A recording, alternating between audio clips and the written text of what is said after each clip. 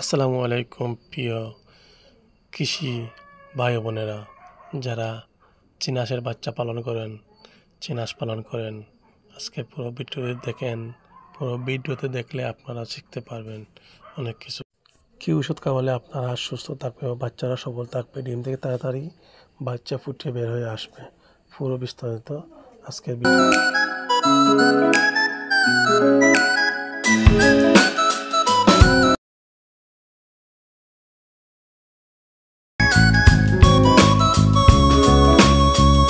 আমি যে ওষুধগুলো ব্যবহার করি এটা হচ্ছে ভিটামিন জিঙ্কস ফাইল।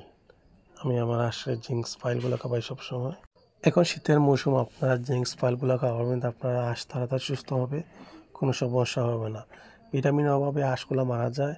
আপনারা হয়তো কেউ জানেন অথবা কেউ জানেন না। যারা জানেন না, আজকে তাদের জন্য এই ভিডিও। ভালো করে আপনি আমার হাঁসকে জিঙ্কস ফাইল খাওয়াবেন, চিকিৎসকের পরামর্শ অনুযায়ী জিঙ্কস ফাইল খাওয়াই অনেক ভালো হবে।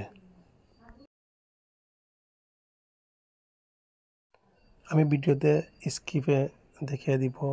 ভিডিওর স্ক্রিনে আছে একটি ওষুধের নাম, আপনারা এই ওষুধ আনিয়ে ব্যবহার করতে পারেন। আপনার ওষুধ নিয়মিত খাবান। আমার একটা ডিম নষ্ট হয়েছে, আর কোন ডিম নষ্ট হয় নাই। হয়তো একটা পিটিংয়ের কারণে হয়তো নষ্ট হতে পারে। আমি ওষুধগুলো খাওয়ানোর কারণে বাচ্চা অনেক সুস্থ সবল হয়েছে। খুব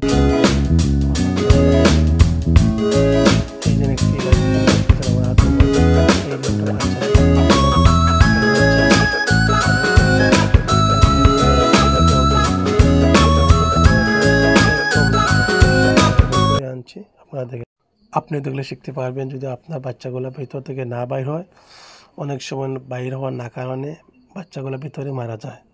বিধায় আপনারা জানেন না, আপনারা চেক করবেন নিয়মিত। প্রতিদিন আপনারা চেক করবেন, দেখবেন আপনারা বাচ্চাগুলো ফুটছে কিনা। গ্রামগঞ্জে এই সমস্ত খাবার মিলে রুচি করার জন্য আমি ভিটামিন